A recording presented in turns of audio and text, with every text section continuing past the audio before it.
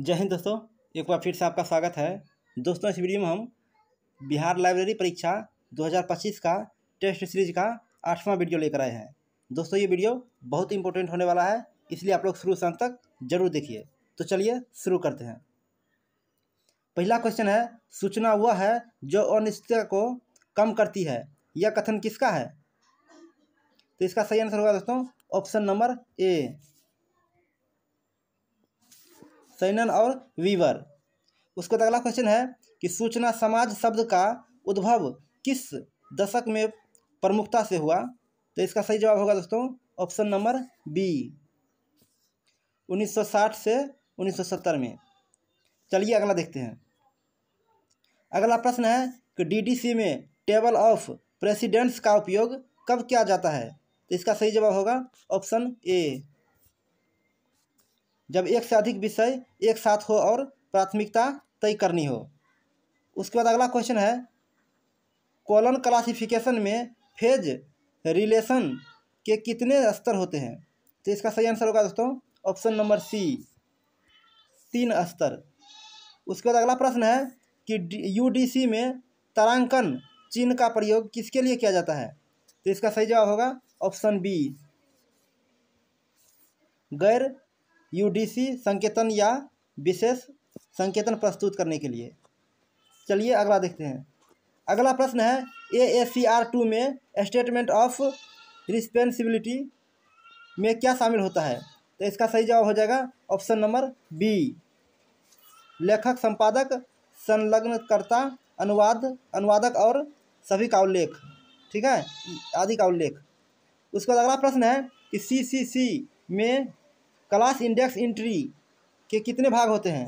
तो इसका सही जवाब हो जाएगा ऑप्शन नंबर बी, 3 भाग। उसके बाद अगला प्रश्न है कि MARC 21 प्रारूप में फील्ड 500 किसके लिए होता है? तो इसका सही जवाब होगा दोस्तों ऑप्शन नंबर बी, सामान्य नोट के लिए। अगला प्रश्न है कि फ्रेडरिक हर्जबर्ग का द्विकारक सिद्धांत किससे संबंधित है? तो इसका सही जवाब हो जाएगा ऑप्शन सी, कर्मचारी अभिप्रेरणा से। चलिए अगला देखते हैं। अगला प्रश्न है, पुस्तकालय में डॉक्यूमेंट डिलीवरी सर्विस का क्या अर्थ है? तो इसका सही जवाब हो जाएगा ऑप्शन बी, उपयोगकर्ताओं को उनके अनुरोध पर दस्तावेजों की आपूर्ति करना। उसके बाद अगला क्वेश्चन है कि Indian council of cultural research का मुख्यालय और उसका मुख्य पुस्तकालय कहाँ स्थित है? तो इसका सही जवाब हो जाएगा ऑप्शन नंबर सी, नई दिल्ली में। चलिए अगला देखते हैं। अगला प्रश्न है, RRR-LF ने national policy on library and information system का मसौदा कब प्रस्तुत किया था? तो इसका सही आंसर होगा दोस्तों ऑप्शन नंबर बी, 1985 में। उसके बाद अगला क्वेश्चन है कि national institute of open schooling का पुस्तकालय मुख्य रूप से किसे सेवा प्रदान करता है? तो इसका सही जवाब हो जाएगा ऑप्शन बी, दूरस्थ शिक्षा के माध्यम से स्कूल स्तर की शिक्षा प्राप्त करने वाले शिक्षार्थियों और शिक्षकों को। चलिए अगला देखते हैं। अगला प्रश्न है, DRTC द्वारा प्रकाशित पत्रिका का नाम क्या है? तो इसका सही आंसर होगा option C, library science with a slant to documentation and information studies. चलिए अगला प्रश्न देखते हैं। अगला प्रश्न है, सूचना पुनर्प्राप्ति के वेक्टर स्पेस मॉडल का उपयोग किस लिए किया जाता है? तो इसका सही जवाब हो जाएगा ऑप्शन ए, दस्तावेजों और प्रश्नों को वेक्टर के रूप में दर्शाने और उनकी समानता को मापने के लिए। चलिए अगला प्रश्न है कि एक वैज्ञानिक पत्र जो किसी जर्नल में प्रकाशित होता है किस प्रकार का सूचना स्रोत है? तो इसका सही जवाब होगा ऑप्शन ए, प्राथमिक। अगला प्रश्न है कि इंटरनेशनल हु इज हु का प्रकाशन किसके द्वारा किया जाता है? तो इसका सही जवाब हो जाएगा ऑप्शन ए, यूरोपा पब्लिकेशंस। अगला प्रश्न है कि जनगणना रिपोर्ट किस प्रकार का सूचना स्रोत है? तो इसका सही जवाब होगा दोस्तों ऑप्शन ए हो जाएगा, प्राथमिक और द्वितीय, यानी कि प्राथमिक और द्वितीय सही आंसर होगा। अगला प्रश्न है कि agricultural and biological sciences index database किसके द्वारा प्रबंधित किया जाता है? तो इसका सही जवाब हो जाएगा ऑप्शन नंबर ए, FAO द्वारा। चलिए अगला प्रश्न है कि एक ब्लॉग पोस्ट किस प्रकार का सूचना स्रोत हो सकता है? तो इसका सही जवाब होगा ऑप्शन सी, ए और बी दोनों, यानी कि प्राथमिक और द्वितीय दोनों होगा। चलिए अगला देखते हैं। अगला प्रश्न है कि INB यानी कि इंडियन नेशनल बिब्लियोग्राफी ऑनलाइन किस प्लेटफॉर्म पर उपलब्ध है? तो इसका सही जवाब हो जाएगा ऑप्शन सी, केंद्रीय संदर्भ पुस्तकालय की वेबसाइट और अन्य प्लेटफॉर्म पर। चलिए अगला देखते हैं। अगला प्रश्न है चट्टोपाध्याय समिति 1985 की सिफारिशें किससे संबंधित थी? तो इसका सही जवाब होगा ऑप्शन सी, शिक्षकों की स्थिति, वेतनमान और सेवा शर्तें, जिसमें लाइब्रेरियन भी शामिल थे। चलिए अगला देखते हैं। अगला प्रश्न है यूनेस्को का मीडिया एंड इंफॉर्मेशन लिटरेसी कार्यक्रम क्या बढ़ावा देता है? तो इसका सही जवाब होगा दोस्तों ऑप्शन सी, मीडिया और सूचना साक्षरता के एकीकृत सेट का कौशल और दक्षता। अगला प्रश्न है कि IFLA का वर्तमान अध्यक्ष कौन है 2025 में? तो इसका सही आंसर होगा दोस्तों ऑप्शन नंबर सी, 24 का सी हो जाएगा, विक्की मैकडोनाल्ड। चलिए अगला प्रश्न है कि ARLIS यानी कि आर्ट लाइब्रेरीज सोसाइटी किस प्रकार के पुस्तकालयों और सूचना पेशेवरों का संघ है? तो इसका सही जवाब हो जाएगा ऑप्शन बी, कला और डिजाइन। अगला प्रश्न है वो फंड क्या है? तो इसका सही जवाब होगा दोस्तों ऑप्शन बी, एक ओपन सोर्स डिस्कवरी इंटरफेस। अगला प्रश्न है कि RSS का उपयोग क्यों किया जाता है? तो इसका सही जवाब होगा दोस्तों ऑप्शन नंबर ए, ध्यान से आप लोग पढ़ लीजिए। चलिए अगला देखते हैं। अगला प्रश्न है कि लोड बैलेंसिंग, अगला प्रश्न है कि लोड बैलेंसिंग कंप्यूटर नेटवर्क में क्या करता है? तो इसका सही आंसर होगा दोस्तों ऑप्शन नंबर बी, कई सर्वरों के बीच नेटवर्क ट्रैफिक या कंप्यूटेशनल वर्कलोड वितरित करता है। अगला प्रश्न है कि बिग डेटा की विशेषताएं सामान्यतः V अक्षरों से शुरू होती है, इनमें से कौन सी एक नहीं है? तो इसका सही आंसर होगा दोस्तों ऑप्शन नंबर डी, वैलिडिटी। उसके बाद अगला क्वेश्चन है कि डक गो क्या है? तो इसका सही जवाब हो जाएगा ऑप्शन नंबर सी, एक सर्च इंजन जो उपयोगकर्ता की गोपनीयता पर जोर देता है। चलिए अगला देखते हैं। अगला प्रश्न है कि LCSH, फिर से देखिए दोस्तों, LCSH में प्रयुक्त BT NT RT का क्या अर्थ है? तो इसका सही जवाब होगा दोस्तों option number B, broader term, narrower term और रिलेटेड टर्म। ठीक है, रिलेटेड टर्म, यानी कि ऑप्शन बी इसका सही जवाब होगा। चलिए अगला देखते हैं। अगला प्रश्न है कि ISBD में NBM का क्या अर्थ है? तो इसका सही जवाब हो जाएगा option number B, non book materials. अगला प्रश्न है कि FRAD मॉडल में अथॉरिटी डेटा किसके लिए बनाया जाता है? तो इसका सही जवाब होगा दोस्तों ऑप्शन नंबर बी, 33 का हो जाएगा बी, नामों, स्थानों, कार्यों, अभिव्यक्तियों आदि के नियंत्रण पहुंच बिंदुओं के लिए। उसके बाद अगला क्वेश्चन है कि पुस्तकालय में सिलेक्टिव वेब डिसेमिनेशन सेवा क्या है? तो इसका सही जवाब हो जाएगा ऑप्शन बी। विशिष्ट उपयोगकर्ताओं को उनकी रुचि के अनुसार चयनित वेब संसाधनों या वेबसाइटों की जानकारी नियमित रूप से प्रदान करना, यानी कि ऑप्शन बी सही आंसर होगा। चलिए अगला देखते हैं।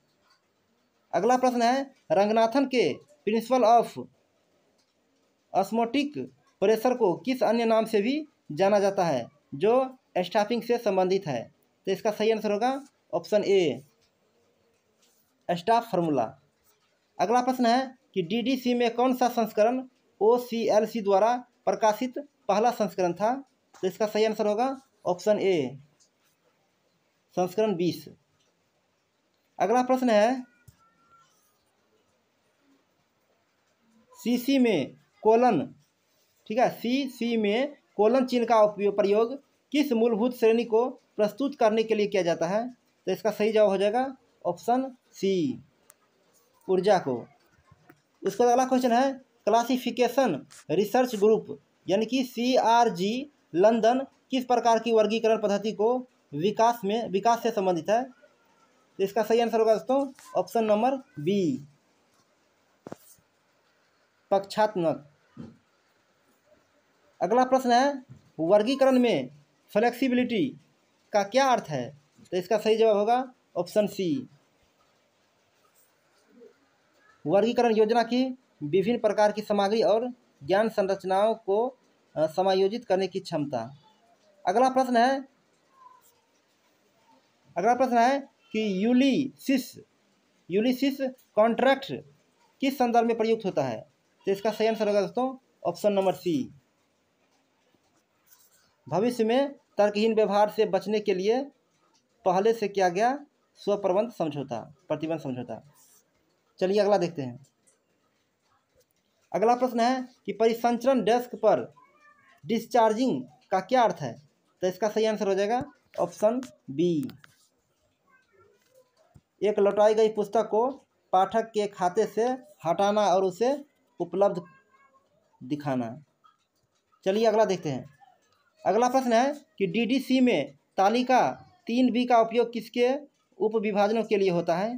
तो इसका सही आंसर हो जाएगा ऑप्शन बी 42 के बी विभिन्न भाषाओं और साहित्यिक रूपों को वर्गीकृत करने के लिए। चलिए अगला देखते हैं। अगला प्रश्न है, बेंचमार्किंग पुस्तकालय प्रबंध में क्या होता है, मतलब क्या है? तो इसका सही आंसर होगा दोस्तों ऑप्शन नंबर बी 43 का बी हो जाएगा। अपनी प्रक्रियाओं और प्रदर्शन की तुलना उद्योग के सर्वोत्तम या अन्य संगठनों से करना ताकि सुधार किया जा सके।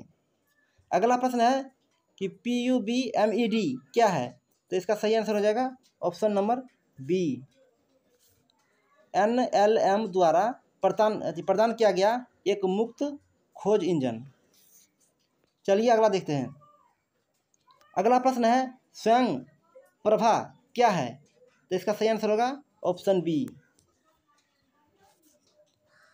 DTH चैनलों का एक समूह जो उच्च गुणवत्ता वाले शैक्षिक कार्यक्रमों का प्रसारण करता है। ठीक है, इसका सही आंसर होगा। चलिए अगला देखते हैं। अगला प्रश्न है कि तकनीकी रिपोर्ट सामान्यतः किसके द्वारा जारी की जाती है? तो इसका सही जवाब होगा ऑप्शन बी सरकारी एजेंसियां, अनुसंधान संस्थान या निगम द्वारा। उसके बाद अगला क्वेश्चन है, कॉमनवेल्थ यूनिवर्सिटीज ईयरबुक का प्रकाशन कौन करता है? तो इसका सही आंसर होगा दोस्तों ऑप्शन नंबर बी 47 का बी सही होगा, एसोसिएशन ऑफ कॉमनवेल्थ यूनिवर्सिटीज। चलिए अगला देखते हैं। अगला प्रश्न है, डिजाइन पेटेंट और यूटिलिटी पेटेंट में क्या अंतर है? तो इसका सही आंसर हो जाएगा ऑप्शन ए 48 का ए हो जाएगा। डिजाइन पेटेंट किसी वस्तु के सजावटी डिजाइन की रक्षा करता है, जबकि यूटिलिटी पेटेंट उसके कार्यात्मक पहलुओं की रक्षा करता है। सही जवाब होगा इसका। चलिए अगला देखते हैं। अगला प्रश्न है कि रिसोर्स सिंक फ्रेमवर्क किसके लिए एक विनिर्देशन है? तो इसका सही जवाब हो जाएगा ऑप्शन नंबर ए। 49 का हो जाएगा ऑप्शन ए। 2 या 2 से अधिक वेब संसाधनों के संग्रह को सिंक्रनाइज करने के लिए। ठीक है, चलिए अगला देखते हैं। अगला प्रश्न है कि एपीआई क्या है? तो इसका सही आंसर होगा दोस्तों ऑप्शन नंबर बी। सॉफ्टवेयर अनुप्रयोगों के बीच संचार और डेटा विनिमय के लिए नियम और प्रोटोकॉल का एक सेट है। उसके बाद अगला क्वेश्चन है क्यूआर कोड में क्यूआर का क्या अर्थ है? तो इसका सही आंसर होगा दोस्तों option number B, quick response. क्या हो जाएगा? क्विक रिस्पॉन्स, यानी कि ऑप्शन बी सही आंसर होगा। अगला प्रश्न है 52 में कि डिजिटल फुटप्रिंट के 2 मुख्य प्रकार कौन से हैं? तो इसका सही जवाब हो जाएगा ऑप्शन ए, सक्रिय और निष्क्रिय। उसके बाद अगला क्वेश्चन है क्लाउड स्टोरेज का एक उदाहरण है। तो इसका सही आंसर होगा ऑप्शन बी, 53 का हो जाएगा ऑप्शन बी, गूगल ड्राइव। चलिए अगला देखते हैं। अगला प्रश्न है कि FORSA का मुख्यालय कहाँ है? तो इसका सही आंसर हो जाएगा ऑप्शन नंबर ए। ऑप्शन है ये हो जाएगा UICAA पुणे। उसके बाद अगला क्वेश्चन है कि बायो एथिक्स किससे संबंधित है? तो इसका सही आंसर होगा दोस्तों ऑप्शन नंबर ए, 55 का हो जाएगा ऑप्शन ए, जैव प्रौद्योगिकी और चिकित्सा के नैतिक मुद्दों से। चलिए अगला देखते हैं। अगला प्रश्न है मेकर्स स्पेस पुस्तकालय में क्या सुविधा प्रदान करता है? तो इसका सही आंसर हो जाएगा ऑप्शन नंबर बी, 56 का बी हो जाएगा, विभिन्न उपकरणों के साथ एक सहयोगी कार्यक्षेत्र जहां लोग चीज़ें बना और सीख सकते हैं। उसके बाद अगला क्वेश्चन है 57 में कि डिजिटल क्यूरेशन में क्या शामिल है? तो इसका सही आंसर होगा ऑप्शन बी, डिजिटल संपत्ति का सक्रिय प्रबंधन और संरक्षण, ताकि वर्तमान और भविष्य में पहुंच और उपयोग सुनिश्चित हो सके। उसके बाद अगला क्वेश्चन है कि यूनेस्को का वर्ल्ड बुक कैपिटल कार्यक्रम किस वर्ष शुरू हुआ? तो इसका सही आंसर होगा ऑप्शन सी, 2001 में। चलिए अगला देखते हैं। अगला प्रश्न है पुस्तक में इंडेक्स सामान्यतः कहाँ पाया जाता है? तो इसका सही आंसर होगा ऑप्शन बी, पुस्तक के अंत में पृष्ठ पाठ और विशिष्ट के बाद। अगला प्रश्न है कि पीटर प्रिंसिपल प्रबंधन में क्या बताता है? तो इसका सही आंसर हो जाएगा ऑप्शन बी, पदानुक्रम में कर्मचारियों को उनकी अक्षमता के स्तर पर पदोन्नत किया जाता है। चलिए अगला देखते हैं। अगला प्रश्न है कि पुस्तकालय सेवाओं के मूल्यांकन के लिए SERVQUARAL मॉडल किसने विकसित किया है? तो इसका सही जवाब होगा दोस्तों ऑप्शन नंबर बी, 61 का हो जाएगा ऑप्शन बी, पारशुरमन, जीथमल और बेरी। उसके बाद अगला क्वेश्चन है 62 में कि लाइब्रेरी कंसोर्टियम का मुख्य लाभ क्या है? तो इसका सही जवाब हो जाएगा ऑप्शन नंबर बी, संसाधनों का साझा उपयोग और लागत में कमी लाना। चलिए अगला देखते हैं। अगला प्रश्न है कि नेशनल बुक ट्रस्ट इंडिया की स्थापना किस वर्ष हुई थी? तो इसका सही जवाब हो जाएगा ऑप्शन नंबर बी, 1957 में। अगला प्रश्न है कि DDC में मुख्य क्लास 500 सामान्यतः किसके लिए है? तो इसका सही जवाब होगा ऑप्शन डी, प्राकृतिक विज्ञान और गणित के लिए। अगला प्रश्न है CC में मुख्य वर्ग Y किससे संबंधित है? तो इसका सही जवाब होगा दोस्तों ऑप्शन ए, समाजशास्त्र से। चलिए अगला देखते हैं। अगला प्रश्न है क्रोनोलॉजिकल बुक नंबर किस पर आधारित होता है? तो इसका सही जवाब होगा ऑप्शन बी, प्रकाशन का वर्ष पर। अगला प्रश्न है कि पीयर रिव्यू प्रक्रिया का अकादमिक प्रकाशन में क्या महत्व है? तो इसका सही जवाब होगा दोस्तों ऑप्शन नंबर बी। ठीक है, आप लोग पढ़ लीजिए ध्यान से। चलिए अगला देखते हैं। अगला प्रश्न है कि PLANNER यानी कि प्लेनर किसका एक कार्यक्रम है? तो इसका सही जवाब हो जाएगा ऑप्शन नंबर बी, 68 का बी होगा, RRRLF का। उसके बाद अगला प्रश्न है कि ट्रेड बिब्लियोग्राफी क्या है? तो इसका सही जवाब होगा ऑप्शन बी। ठीक है, प्रकाशकों का पुस्तक विक्रेता द्वारा वर्तमान में उपलब्ध या शीघ्र प्रकाश्य पुस्तकों की सूची। अगला प्रश्न है कि बिब्लियोथेक नेशनाले स्विस किस देश का राष्ट्रीय पुस्तकालय है? तो इसका सही आंसर होगा दोस्तों ऑप्शन नंबर सी, स्विट्जरलैंड का। चलिए अगला देखते हैं। अगला प्रश्न है कि ई शोध सिंधु कंसोर्टियम में कौन कौन से पूर्व कंसोर्टियम शामिल है? तो इसका सही आंसर होगा दोस्तों ऑप्शन ए, 71 हो जाएगा ऑप्शन ए, देख लीजिए। अगला प्रश्न है कि मार्केस वीआईपी संधि किससे संबंधित है? तो इसका सही जवाब होगा ऑप्शन बी, 72 में हो जाएगा ऑप्शन बी। ठीक है, चलिए अगला देखते हैं।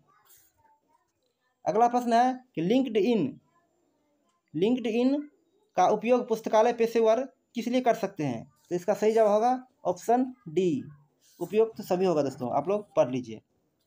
चलिए अगला देखते हैं। अगला प्रश्न है कि AI यानी कि आर्टिफिशियल इंटेलिजेंस का पुस्तकालयों में क्या अनुप्रयोग हो सकता है? तो इसका सही जवाब होगा दोस्तों ऑप्शन नंबर डी, इसमें भी दोस्तों ऑप्शन डी होगा। ठीक है, चलिए अगला प्रश्न है कि नेशनल वोकेशनल एजुकेशनल क्वालिफिकेशन। ठीक है, फिर से देखिए दोस्तों कि national vocational education qualification framework अब किसके साथ संरेखित है? तो इसका सही जवाब हो जाएगा ऑप्शन नंबर ए, यानी कि 75 का ऑप्शन ए होगा, नेशनल स्किल क्वालिफिकेशन फ्रेमवर्क। चलिए अगला देखते हैं। अगला प्रश्न है क्रिएटिव कॉमन्स जीरो लाइसेंस का क्या अर्थ है? तो इसका सही जवाब होगा दोस्तों ऑप्शन नंबर बी, लेखक अपने काम को सार्वजनिक डोमेन में समर्पित करता है तभी कॉपीराइट और संबंधित अधिकारियों को त्याग देता है। चलिए अगला देखते हैं। अगला प्रश्न है कि फिल्टर बबल क्या है? तो इसका सही जवाब होगा ऑप्शन बी। ठीक है, देख लीजिए आप लोग। उसके बाद अगला क्वेश्चन है कि पुस्तकालय वर्गीकरण में मिक्स्ड क्लास क्या है? तो इसका सही जवाब होगा दोस्तों ऑप्शन नंबर ए, 78 का हो जाएगा ऑप्शन ए, जब कोई विषय उपयुक्त वर्ग में न रख कर गलत वर्ग में रख दिया जाए। उसके बाद अगला क्वेश्चन है कि पुस्तक के स्पाइन पर सामान्यतः क्या जानकारी होती है? तो इसका सही जवाब होगा ऑप्शन नंबर ए, लेखक का नाम, शीर्षक और प्रकाशक का लोगो। चलिए अगला देखते हैं। अगला प्रश्न है पुस्तक में बिब्लियोग्राफी सामान्यतः क्या सूचीबद्ध करती है? तो इसका सही जवाब हो जाएगा ऑप्शन ए, पुस्तक में प्रयुक्त या संदर्भित अन्य पुस्तकें और लेख। चलिए अगला देखते हैं। अगला प्रश्न है कि DDC में मुख्य क्लास 600 सामान्यतः किसके लिए है? तो इसका सही जवाब हो जाएगा ऑप्शन सी, प्रौद्योगिकी या अनुप्रयुक्त विज्ञान। उसके बाद अगला क्वेश्चन है कि इंटरनेशनल कैटलॉगिंग प्रिंसिपल्स 2009 का आधार क्या है? तो इसका सही जवाब होगा ऑप्शन बी, FRBR मॉडल। चलिए अगला देखते हैं। अगला प्रश्न है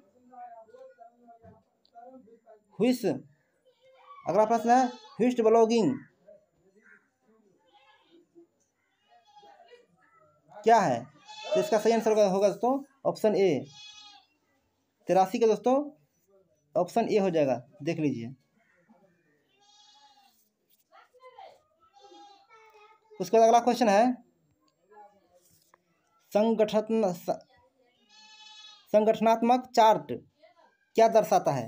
तो इसका सही आंसर होगा दोस्तों ऑप्शन नंबर बी, यानी कि 84 का बी हो जाएगा, संगठन के भीतर औपचारिक रिपोर्टिंग संबंधों और संरचना को। चलिए अगला प्रश्न है कि एकीकृत कीट प्रबंधन पुस्तकालय संरक्षण में क्यों महत्वपूर्ण है? तो इसका सही जवाब होगा ऑप्शन ए, पर्यावरण अनुकूल सतत और बहुआयामी संरक्षण उपाय। उसके बाद अगला क्वेश्चन है कि Nehru memorial museum and library कहाँ स्थित है? तो इसका सही जवाब होगा दोस्तों ऑप्शन नंबर सी, नई दिल्ली में। चलिए अगला देखते हैं। अगला प्रश्न है कि एब्सको हॉट्स क्या है? तो इसका सही जवाब होगा दोस्तों ऑप्शन बी, 87 हो जाएगा ऑप्शन बी। ठीक है, एक ऑनलाइन सेवा जो विभिन्न प्रकार के डेटाबेस और ई पुस्तकों तक पहुंच प्रदान करती है। उसके बाद अगला क्वेश्चन है कि ब्रूक्स का नियम सॉफ्टवेयर प्रोजेक्ट मैनेजमेंट में क्या कहता है? तो इसका सही जवाब होगा ऑप्शन ए। ठीक है, देर से चल रहे सॉफ्टवेयर प्रोजेक्ट में अधिक लोगों को जोड़ने से यह और देर हो जाता है। अगला प्रश्न है क्रिप्टो करेंसी किस तकनीकी पर आधारित है? तो इसका सही जवाब होगा दोस्तों ऑप्शन बी, ब्लॉकचेन टेक्नोलॉजी पर। चलिए अगला देखते हैं। अगला प्रश्न है कि OCLC द्वारा प्रदान किया जाने वाला क्वेश्चन पॉइंट क्या है? तो इसका सही आंसर होगा दोस्तों ऑप्शन नंबर बी, एक सहयोगी आभासी संदर्भ सेवा। चलिए अगला देखते हैं। अगला प्रश्न है कि सिल्वर फिश पुस्तकालय सामग्री के लिए क्या है? तो इसका सही आंसर हो जाएगा ऑप्शन नंबर बी, एक कीट जो कागज और गोंद को खाता है। उसके बाद अगला क्वेश्चन है कि पुस्तकालय में रीडर्स एडवाइजरी सर्विस का मुख्य उद्देश्य क्या है? तो इसका सही आंसर होगा ऑप्शन बी, पाठकों को उनकी रुचि और पसंद के अनुसार पाठन सामग्री खोजने में मदद करना।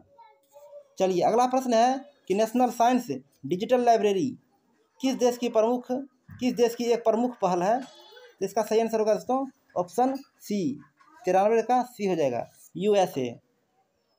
अगला प्रश्न है कि फैन फिक्शन क्या है?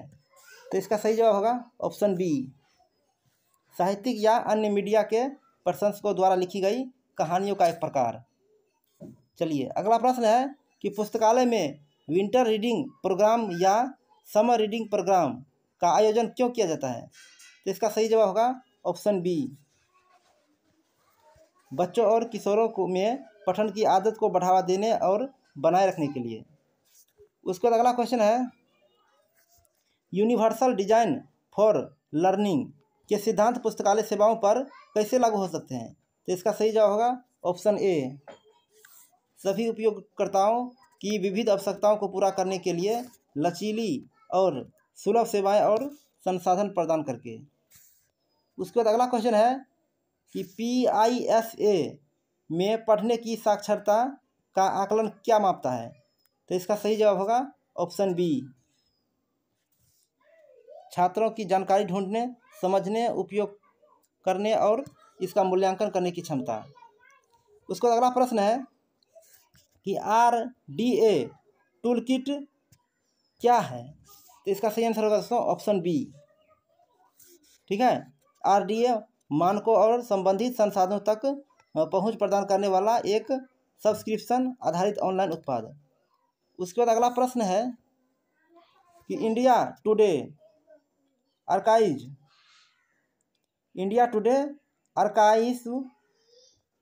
किस प्रकार का सूचना स्रोत प्रदान करता है? तो इसका सही जवाब होगा ऑप्शन बी, इंडिया टुडे पत्रिका के पिछले अंकों तक डिजिटल पहुंच। उसके बाद अगला प्रश्न है कि पुस्तकालय में नॉलेज रिटेंशन स्ट्रेटजी क्यों महत्वपूर्ण है, खासकर जब अनुभवी कर्मचारी सेवानिवृत्त होते हैं? तो इसका सही आंसर होगा दोस्तों ऑप्शन नंबर बी। ठीक है, महत्वपूर्ण संगठनात्मक ज्ञान और अनुभव को खोने से बचाने के लिए। ठीक है, इसका बी सही हो जाएगा। तो चलिए दोस्तों, आज के लिए इतना ही। दोस्तों अगर वीडियो अच्छा लगा हो तो प्लीज़ लाइक कर दीजिए और चैनल को सब्सक्राइब कर लीजिए। जय हिंद दोस्तों।